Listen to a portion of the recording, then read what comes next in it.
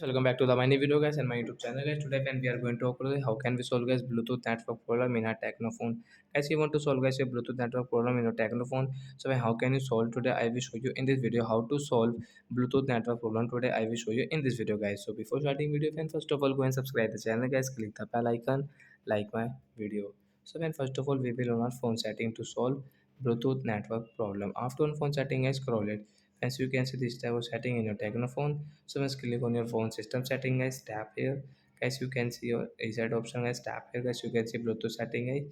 We will tap here to solve it. So once you have any pattern, so you will have to draw your pattern, and when do you have any password, so you will have to enter password. So I will draw my pattern to solve my Bluetooth network problem.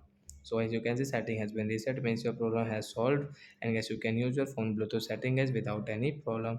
After that guys, you have any problem in your phone Bluetooth setting, so guys don't worry, take a screenshot of your phone model number, send me on comment section. I will check, I will help you. Bye guys.